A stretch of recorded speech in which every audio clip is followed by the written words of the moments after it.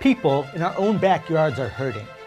There are insecurities around food, economics, mental health, access to justice, healthcare, and our society continues to become more divisive. But there is hope. Right here in Chicagoland, there are people and organizations who are on the front lines, working to bring about positive and transformative change. Each week, we're going to meet some of these agents of change and examine how they are spurring innovative ideas and finding solutions to push our society forward in a more just direction.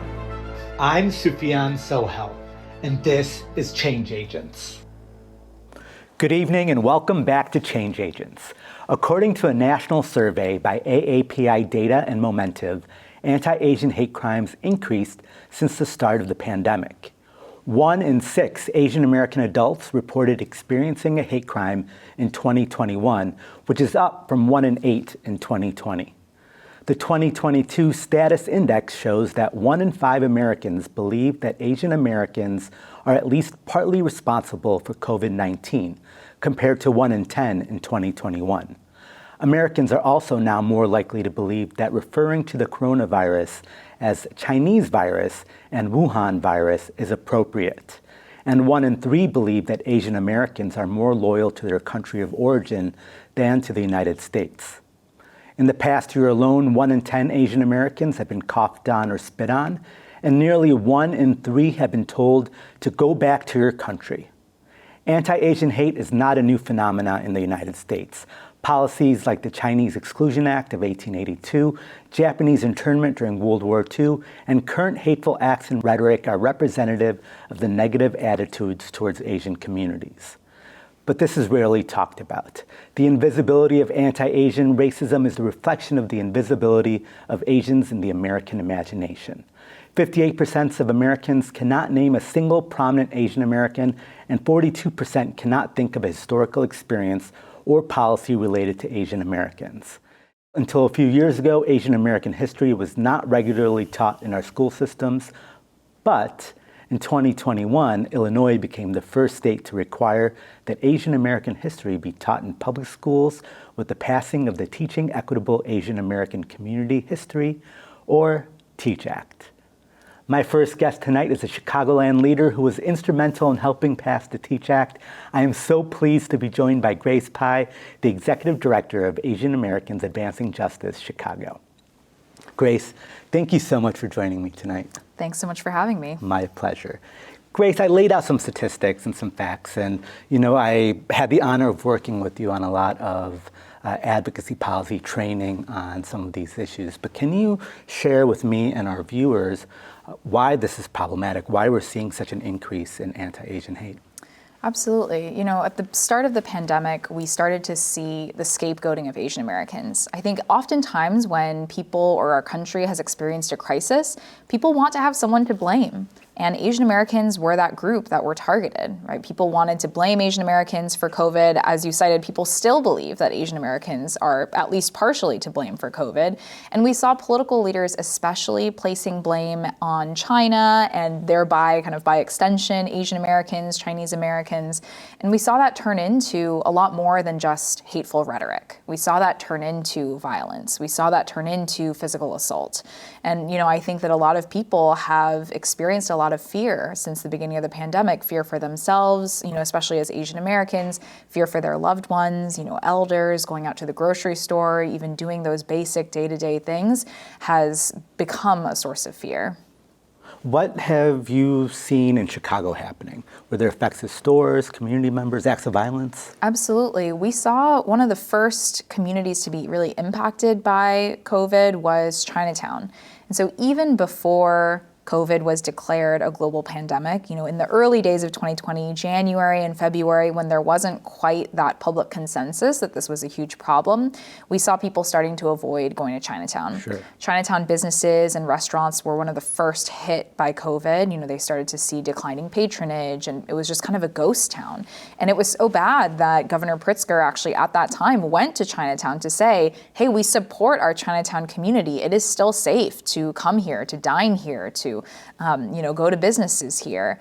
But of course, that just escalated as COVID became known to be the kind of global threat that it was. And Unfortunately, we saw a lot of people experience, whether it was hateful rhetoric or harassment on the street or things as bad as physical assault or violence. And, I think part of the unfortunate reality is that a lot of Asian Americans who have experienced these things have not spoken up about it. I think there is still hesitancy around reporting what has happened, and there, especially at the beginning, were limited options for reporting. People sometimes felt like, law enforcement is the only place that I can go. And if they didn't want to file a police report, they didn't tell anyone.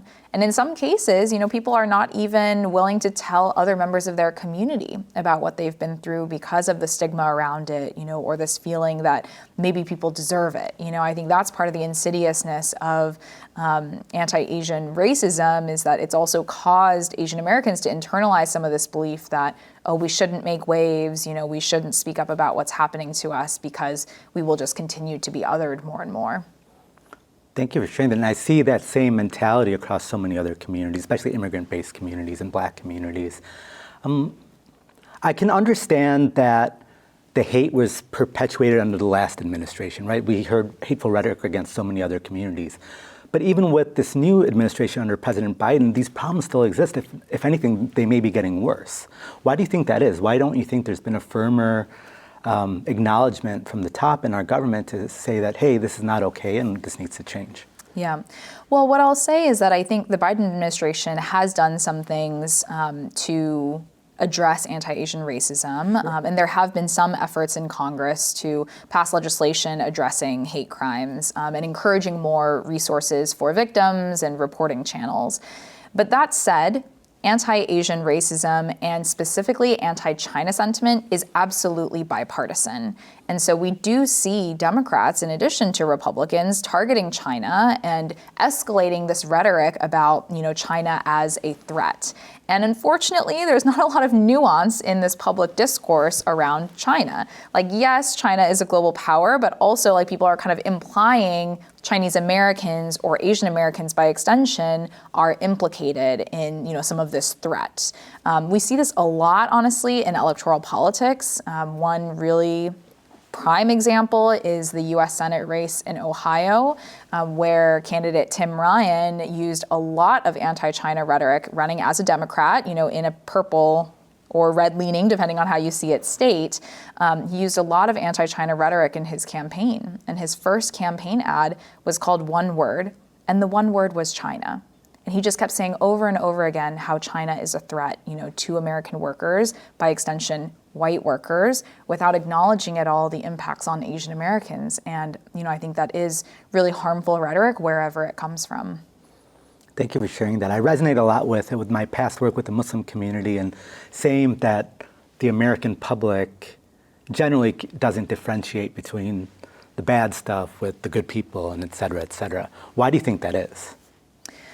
Part of it is our history, right? Like you said in the opening, anti-Asian racism and sentiment is not new. We've seen it perpetuated throughout policies. And so we have seen our government and political leaders blame Asian Americans and, Asia kind of for these existential threats that people have faced in the U.S., right? With the Chinese Exclusion Act and kind of casting Chinese immigrant workers as, disease-bringing, as immoral, and, all of these negative connotations. And then also, again, during the U.S. auto crisis, when that blame was placed on Japan and politicians were using this escalating rhetoric.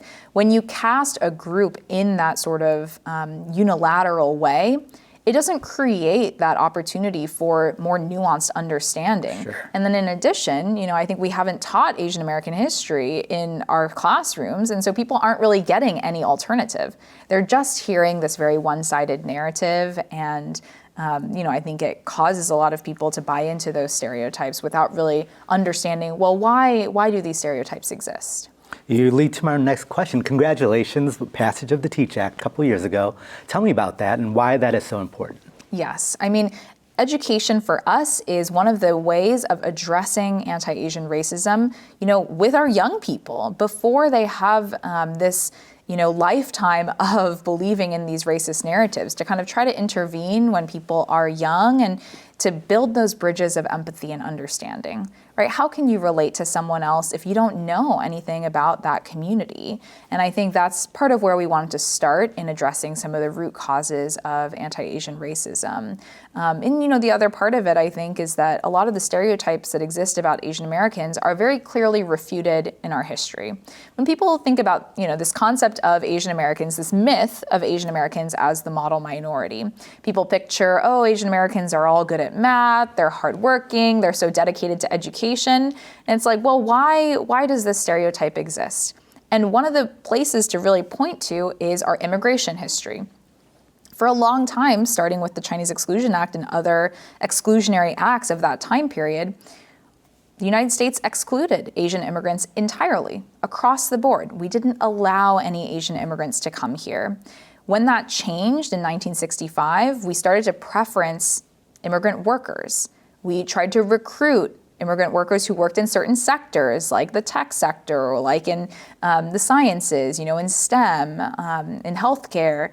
And I think that really skewed what the kind of makeup of Asian America is. And so when people say, like, why are, so many Asian Americans I know, have higher degrees or have specializations, it's like, well, those are the only Asian Americans that our country let in for a long time. My own father came through some of those policy changes. Thank you for sharing that. But you led the way now for other states to follow suit. So how many other states are teaching Asian American history? I don't even actually know off the top of my head how many we have that have won right now, but California is teaching ethnic studies, which includes Asian American history. New Jersey and Connecticut passed Asian American history specific bills since the Teach Act was passed in Illinois. So we are seeing this movement grow, and there are many other states that have active advocacy efforts.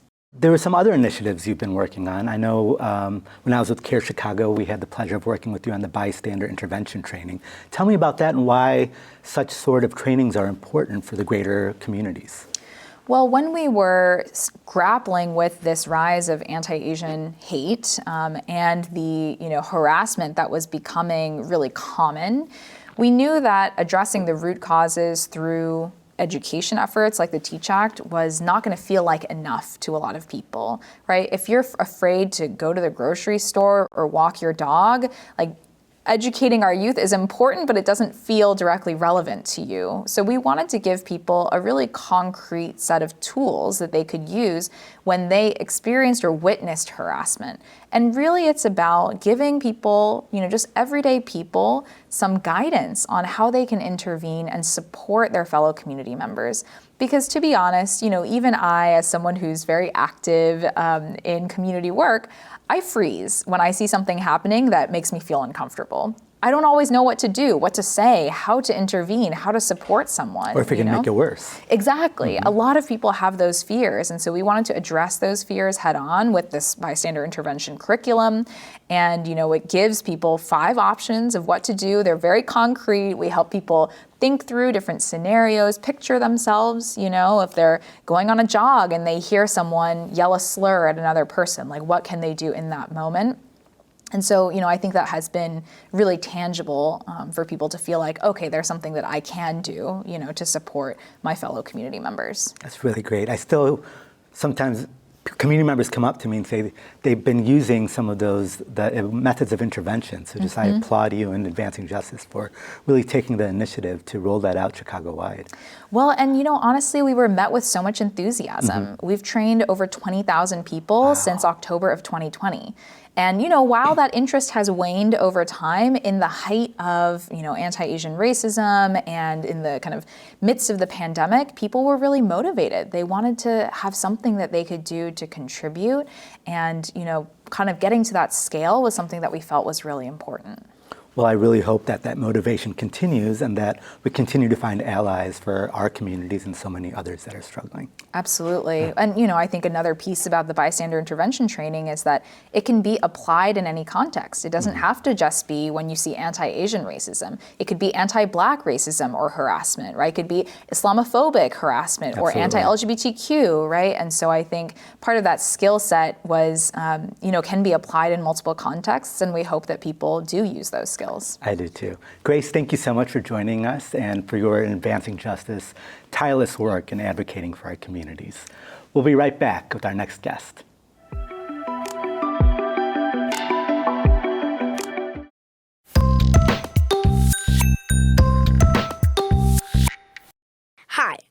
Angie. I'm the host of Tweenish. Representation is super important, like you here doing this podcast, right? Showing other brown girls all around the world that they can do things that are new and exciting. Tune in to my show every single week on Can TV 19. I'm personally excited. Are you?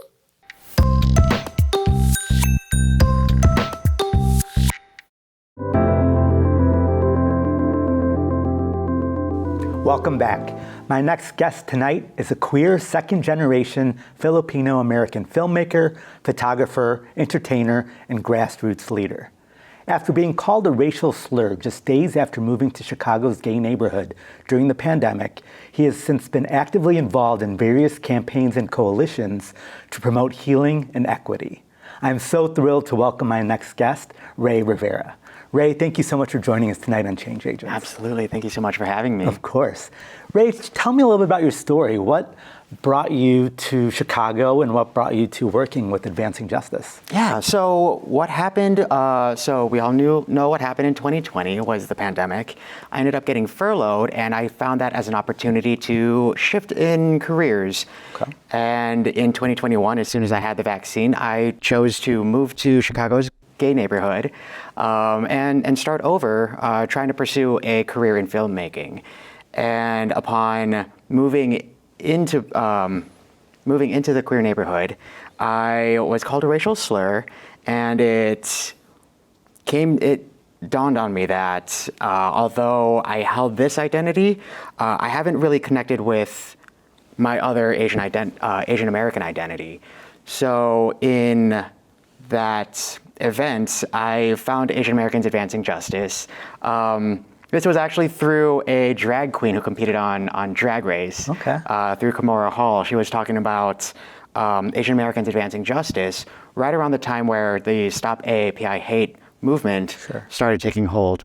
I reached out and got connected, and ever since then, I've been deeply involved, doing many actions and leading many workshops as well. What sort of workshops are you leading? Yeah, so we've held many workshops. One of the workshops I've had was how to have hard conversations. And this is how we train our community members on how to navigate tough conversations, whether this be about police brutality or racism, and how to expand and connect with folks who might not have the same values or who might not speak about the same issues that we do, but we connect deeper on values and really try to navigate and find the deeper connections among us. Oh, I love that. I know in the last segment with Grace, she was talking about how so many of our communities are hesitant to share our stories. Mm-hmm. We internalize them. We think it may be a rite of passage in some regards. Tell me what's been the response to your trainings? Are people feeling more empowered to share their stories? Oh, I think so. I think through our work, through connecting with our community members, I think people are finding opportunities to feel more empowered in their identities.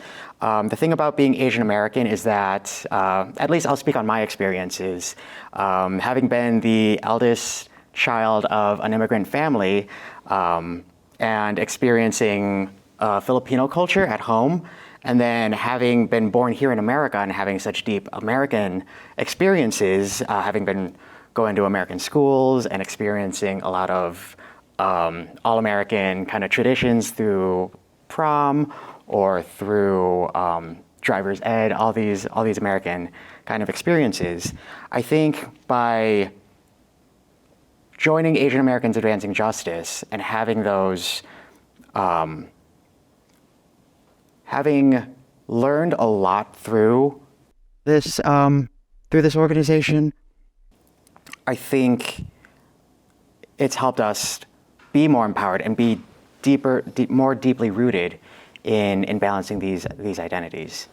Thank you for sharing that. I'm really resonating a lot with what you said earlier about not clearly identifying with your Asian Americanness. Mm-hmm. I feel, when my parents immigrated here in the 70s, it was try to assimilate as much as possible into society. And I could be Indian in some of my, I had to choose when I could be Indian, when I could be Muslim, when I should be American, and was never really able to reconcile those growing up.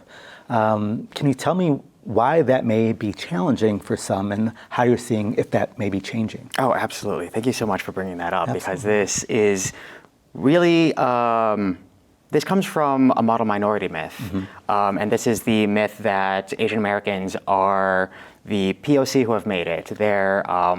We kind of act as a scapegoat, and it divides other communities, other racialized and marginalized communities, because we're seen as, at least Asian Americans are seen as, are held to a higher standard, where we happen to be the POC who make the American dream work. And I think with the model minority myth, I think that's why we have to kind of shrink ourselves, and we kind of internalize the myth, and it definitely kind of keeps us from being our truest and our most authentic selves.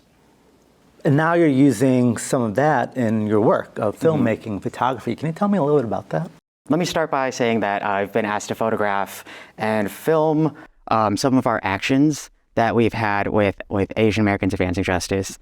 Back in November, we lobbied in Springfield for to end money bond with INPJ, the Illinois Network for Pretrial Justice, and we lobbied in Springfield, and now Illinois will be ending money bond, which means that people who are held in jail, and not necessarily prison, people who are just held in jail, won't have a barrier, won't have a financial barrier when it comes to their freedom.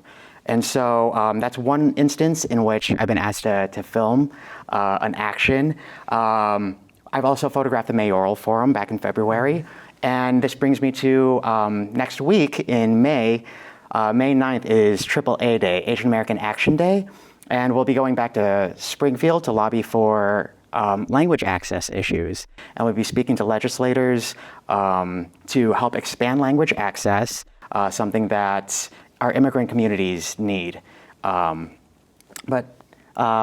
that's how organizing has been impacting my filmmaking and my photography careers. That's so great. Why is telling stories via video and pictures so important? In organizing spaces, in activism, there's the role of the artist. And the role of the artist is to help others imagine a better world. Artists kind of help people get inspired. So I think this has been something that I've been called to do. Going back to the model minority myth, I grew up thinking that I was going to be a doctor. Totally relate. I grew up thinking I was going to be following. My mother's a nurse, and my dad works in hospitals. So I also had that context and that level of pressure. And I don't blame them. This is something that's very deeply rooted in our cultures. However, upon dropping out of college due to financial barriers, I had to find something else to make ends meet. So I discovered photography, I discovered videography, and I think it's been about 10 years since I started that journey. But in that 10 years, I've discovered that, the role of the artist is to help inspire people. That's so great. And what keeps you doing this work? Oh my gosh. I think it's the deep relationships that I've built through this organization. A lot of the fellow organizers have become very near and dear friends of mine. And I think it's because we have such deeply rooted and deeply shared values. And we have it's because we have shared experiences that we can all connect on. And I think I'm also trying to navigate my Asian American identity with my queer identity. And bringing those together, I think, is what's motivating me in living my most authentic self. I love it. Ray, thank you so much for bringing your authenticity and truth to us today on Change Agents. We'll be right back with this week's Change in Action.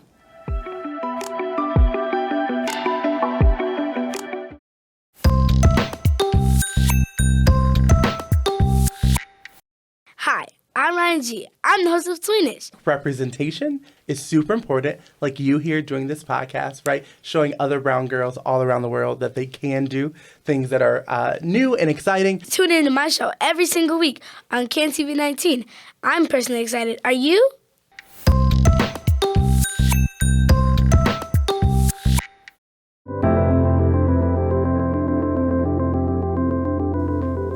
In this week's Change in Action, a Chicago organization that is truly making a difference.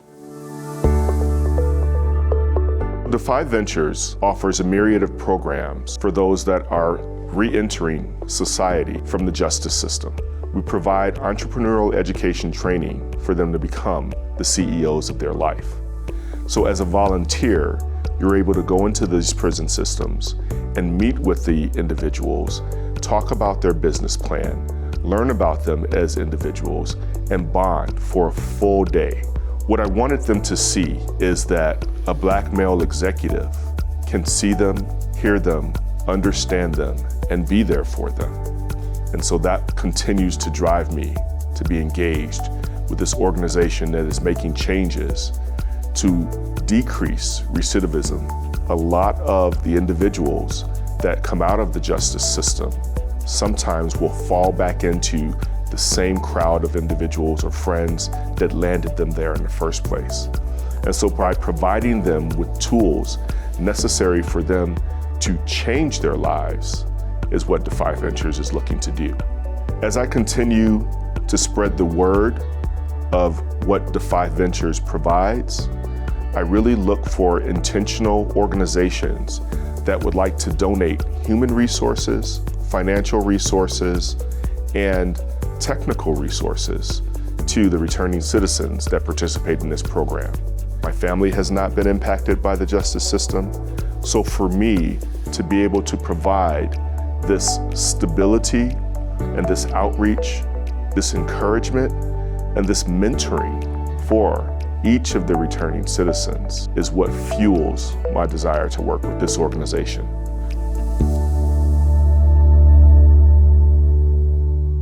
Thank you, Defy Ventures Illinois, for truly making a difference in our communities. As we celebrate Asian American Heritage Month this May, let us celebrate the contributions, successes, and impact of the Asian American community. Let us also reflect upon the racism, xenophobia, and hate faced by Asian Americans throughout American history, which continue to this present day. Martin Luther King said, "Darkness cannot drive darkness. Light can do that. Hate cannot drive out hate. Love can do that." I am so proud to be in a city where we have organizations like Asian Americans Advancing Justice and leaders like Grace and Ray, who use their love of their city and their passion for justice to bring people together to combat hate and help uplift the stories of the communities they serve. I thank you both for your work and for reminding each of us to open our hearts, to stand up against hate, to be advocates for our most vulnerable, and to help build a city where we all can be treated with dignity and with respect. And to remind us that we can all be change agents. Be well, my friends. Thank you for joining us this evening, and I look forward to seeing you next week.